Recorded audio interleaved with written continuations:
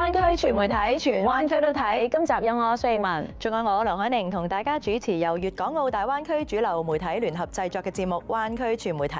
Ivana， 我最近咧想換家私啊，但我發現咧唔同年齡咧對家私嘅需求都有唔同㗎喎。係啊，嗱，唔好講小朋友啦，連長者買家私都有好多嘢要注意喎。咁今集咧，等我哋一齊去睇下一啲符合最新標準嘅適老化家私啊。咁睇完家私，一於睇下香港嘅石刻，咁從中了解下早期香港嘅歷史啦。而家首先由南北快閃開始今集嘅節目。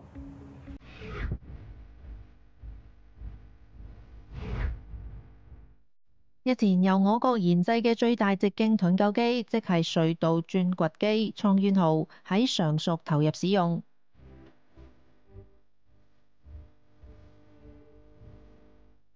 佢將會用喺貫通世界最長高速公路嘅水下隧道海泰長江隧道。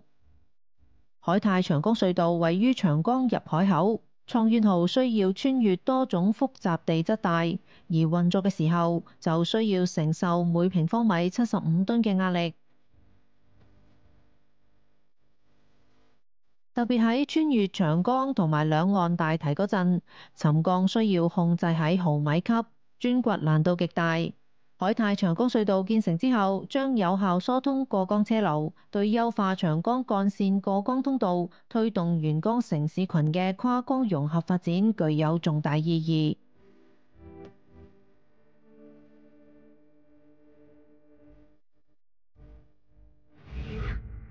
天津港碼頭自投產營運以嚟，不斷進行智慧化升級，大大提升咗穩定性同埋運作效率。同時，碼頭建成後運行風能、太陽能及一定比例儲能嘅綠色能源系統，保證碼頭100%使用電能，電能100%係綠電，而綠電係100%自給自足。太陽能光伏板上發電，板下養魚係最新嘅光伏應用方式，既可以節能減排，促進綠色發展，又可以帶動農戶增加收入。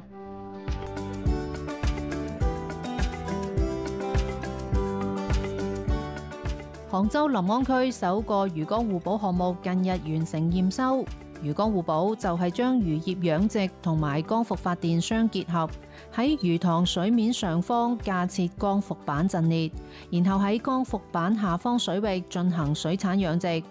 光伏陣列仲可以提供良好嘅遮擋作用，形成上可發電、下可養魚嘅發電新模式。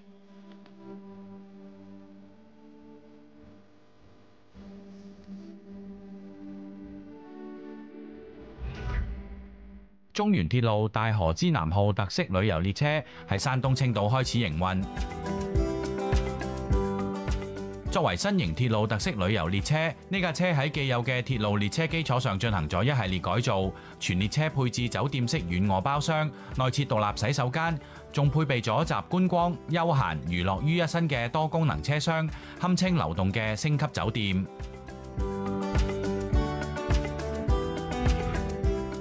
群星點亮的夜空，波斯文化藝術瑰寶展，目前正喺廣東省博物館展出。展覽展示咗豐富多元嘅波斯文化藝術，同埋中國與伊朗悠久燦爛文明嘅交流。展覽嘅展品豐富，有波斯陶、金屬器、波斯錦、波斯毯等等。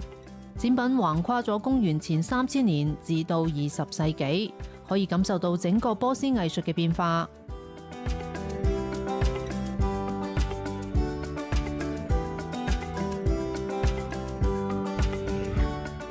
越嚟越多高等院校將健康生活方式融入校園日常生活。上海理工大學向 BMI 指數，即係身體質量指數喺25以上嘅同學提供健康減脂課程，通過科學化嘅運動指導同埋飲食建議，幫助在校學生養成良好嘅健康習慣。學校仲利用校內設施開設游泳堂、劍擊堂、軟式曲棍球堂等課程，因材施教，幫助零基礎嘅同學逐步提升專項運動嘅能力。此外，通過建立精準健康干預機制，為唔同體質學生制定個性化鍛鍊方案。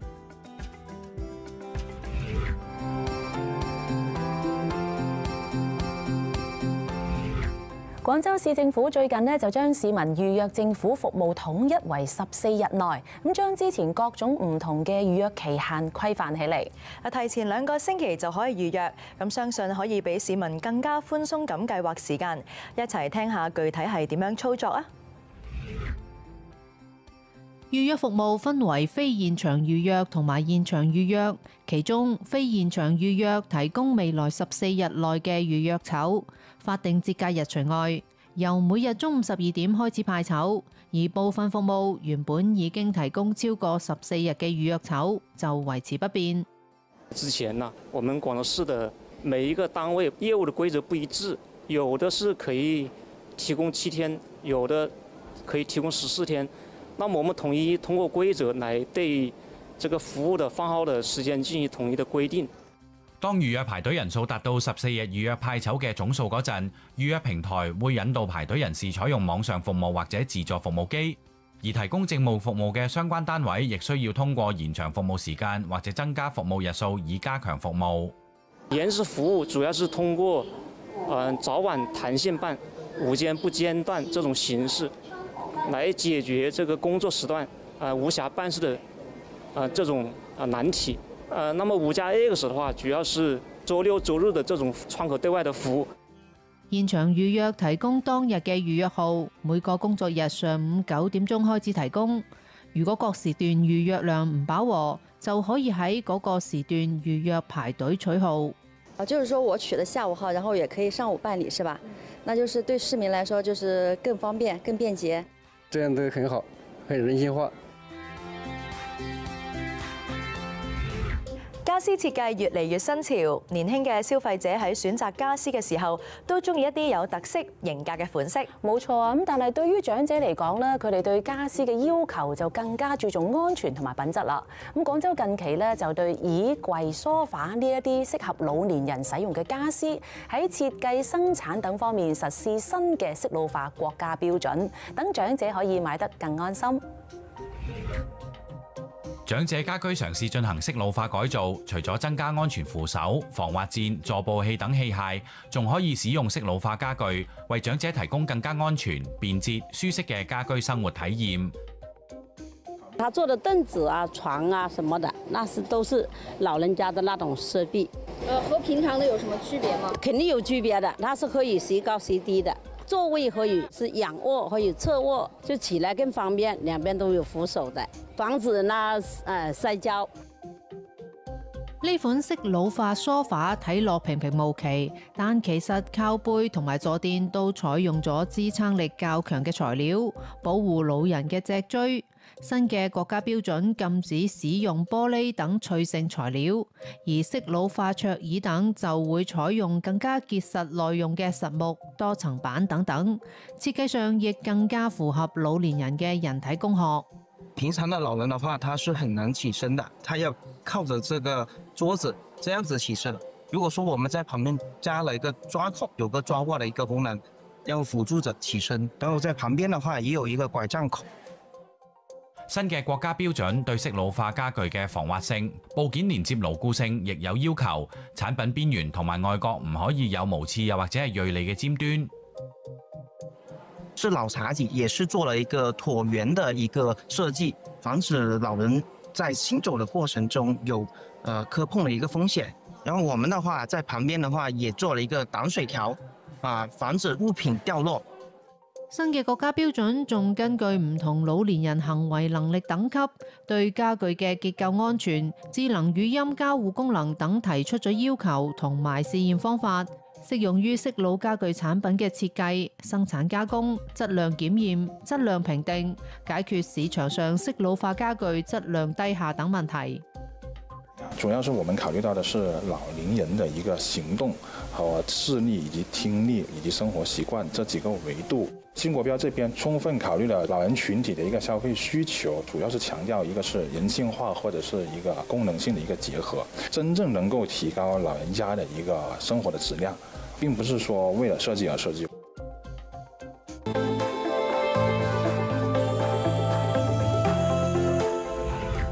喺現今嘅香港可以揾到潮流服飾、國際美食，咁早期嘅香港人又究竟過住點樣嘅生活呢？嗱，想了解早期嘅香港咧，就要去揾石頭啦。香港一共有9個石刻被列為香港嘅法定古蹟，佢哋大多數都係位於喺海邊嘅大石頭上面，記錄住香港嘅早期人類活動。而家一齊去發掘歷史啊！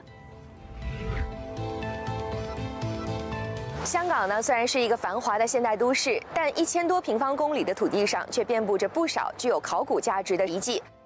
由於缺乏文獻記載，已經難以考證石刻嘅刻作年代同埋方法，以及由邊個刻作等問題。清代編寫嘅《新安縣志》就曾經簡略記載東龍洲石刻。最早見於文獻的其實是東龍洲的石刻。我們現在看這個石刻還保留下來的部分，我們可以看到左邊呢是一個比較複雜的，可能是獸，可能是人的這樣一個圖案，有可能是《新安縣志》裏邊他們提到的認為的龍形。大浪灣石刻它有一點像這個饕餮紋，也是我們在青銅器上經常見到的一個紋飾。那麼這個石刻呢，它建在山裏邊，下邊呢有一個溪流，它也是進水的。在這裏，我們看到的是分為3組的，右邊一組呢是一個抽象的，是一個獸或者是一個人。左邊的2組幾何圖案呢，我們可以看到這種像比較方的這種回形紋和有一點圓形的這種漩渦紋，它們我們統稱為雲雷紋。香港其他的8個石刻呢，也基本上都是雲雷紋為主。現在主要的一種看法呢，就是因為香港發現的這些石刻主要都是臨水的，我們猜測它有一個功能，就是震懾颱風、震懾海怒，還有洪水。像東龍島的石刻呀，它前邊會有比較容易停留的一些小平台呀。通常來講，懸崖的峭壁下邊是可以取到淡水的，包括像黃竹坑的石刻，它也是和溪流有關的。那麼這裡也有可能是一處常年的這種潔淨水源的標誌。如果從饒宗頤先生他的這個研究來說呢，他認為呢，像這種香港的這種石刻上邊的這種幾何紋飾雲雷紋，其實呢是一種和中原地區的這種雲雷紋的這種雷字的一種同源。那麼可能是嶺南的先民在當時青銅時代，那麼借鑑了北方的一些紋飾，然後發展出來這樣一種裝飾。另外，也有學者認為呢，就是這一種紋飾呢，它有它嶺南地區的一種先民的這樣一種原生性。不管怎麼樣，那麼在青銅時代像雲雷紋這種裝飾，它都是一個南北普遍存在的一種共同的文化。在悠悠的海風裡，萬物更迭，從不止息。石刻上粗礪的紋路，帶着遠古的印記，開啟了香港這片土地上豐富的文化和生活。李鄭屋漢墓、宋皇臺石碑、平山文物徑、青山禪院，無不彰顯着中華文化旺盛的生命力。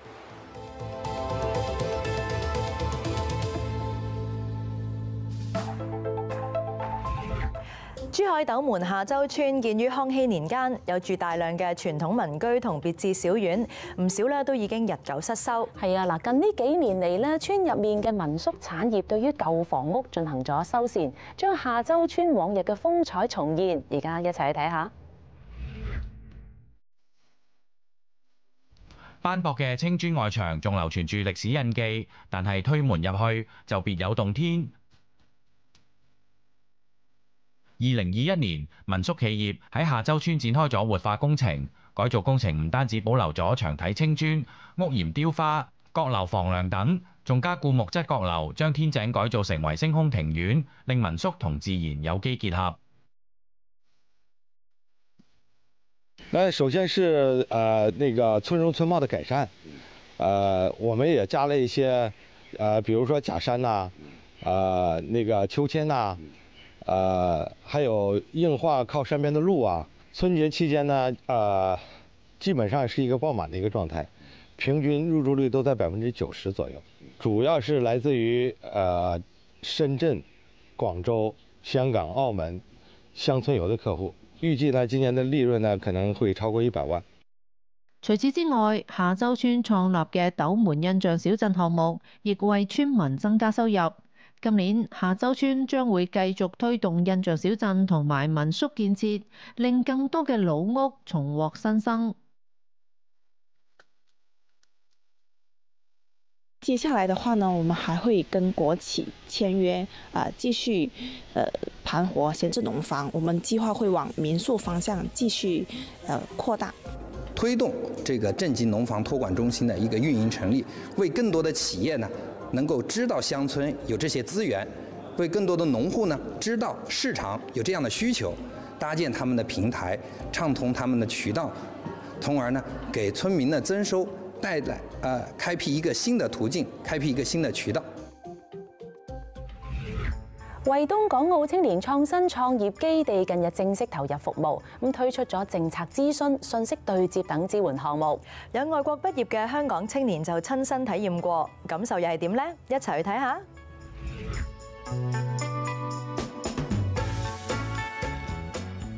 畢業於英國劍橋大學嘅香港青年創業者陳柏恒喺基地開放當日首次嚟到惠東。佢帶領嘅初創團隊專注喺醫療技術領域，致力於研發用喺家庭同埋診所嘅便攜式健康篩查設備。今次嚟到惠東，創業基地提供嘅人才公寓、政策諮詢、商事登記同埋日常運營商事代辦等等一站式服務，俾陳柏恒留低深刻嘅印象，亦令佢對落戶惠東投資充滿信心。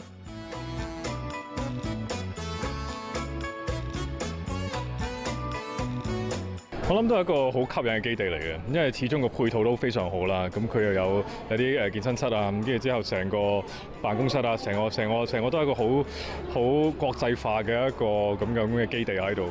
咁所以都期待嘅。咁另外其實所有其他嘢啦，啲政策上啊，其他我哋都聽到好多吸引嘅地方。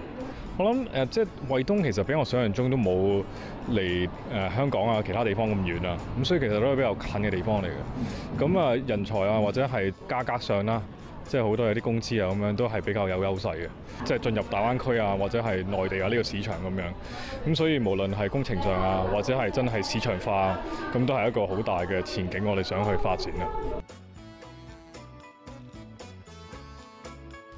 惠東港澳青年創新創業基地集接待服務、公共會議、創新創業孵化等功能於一身，為港澳青年提供政策諮詢、權益保障等配套服務，同時提供超過600套人才公寓，當中配備智能居住空間同埋文化體育設施。作為惠東首個提供居住及創業嘅綜合服務平台，呢個基地為港澳青年發展提供全方位保障及一站式服務。我們這個基地的成立，也讓更多的這個創業的團隊來到惠東之後，能夠鏈接到我們的相應的這些鏈組企業，這些頭部企業，帶動他們的這個在行業之中的資源的上下游，以及這個各種的這種行業的這個交流和成長。所以在這個沃土中，我也再次呼籲，希望更多的這個創業的團隊來到惠東發展。為咗進一步吸引人才，惠東亦推出覆蓋創新創業、安家生活、成長發展等全週期嘅優惠政策，全力將惠東建造成人才集聚地。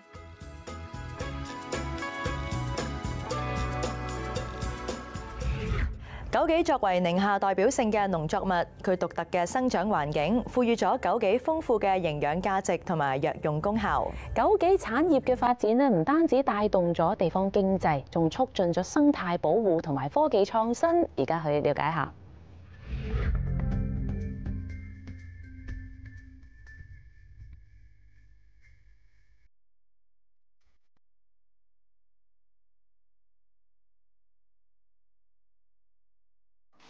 每年的这个时候，对于枸杞种植户们来说至关重要。春管工作的好坏，直接关系到今年枸杞的收成。在这片充满希望的土地上，每一棵枸杞树都承载着农户们的致富梦想，而枸杞产业也正成为宁夏经济发展的重要引擎。我们现在的修剪枝条呢，是为了能让冲锋的更加集中，为接下来的生长呢打好基础。这几年呢，冲管的技术越来越成熟，大家都知道，这个时候的精心照料呢，使得我们后面枸杞的产量和品质有所保障。现在市场呢对咱们宁夏枸杞的需求量越来越大了，我们跟他好好干。像我们家种的这个枸杞去年呢因为冲管做的比较好，收成的不错，卖了个好价钱。今年呢，大伙都更加积极了，盼望着能有个更好的收成。曾經寧夏部分土地乾旱少雨，農業發展艱難，而枸杞就成為咗改變呢個現狀嘅關鍵。經歷多年發展，枸杞種植唔單止令農民增加收入，仲改善咗生態環境。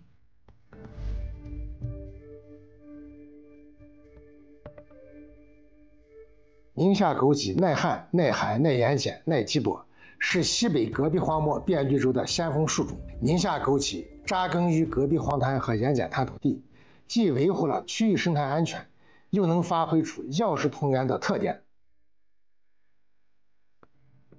寧夏枸杞產業已經發展成由種植、加工到銷售嘅完整產業鏈。喺加工環節，現代化設備保證咗產品嘅質量同埋安全。銷售方面，實體、網上銷售相結合，令寧夏枸杞暢銷全國，甚至遠銷海外。而寧夏枸杞已經成為寧夏經濟發展嘅重要支柱產業。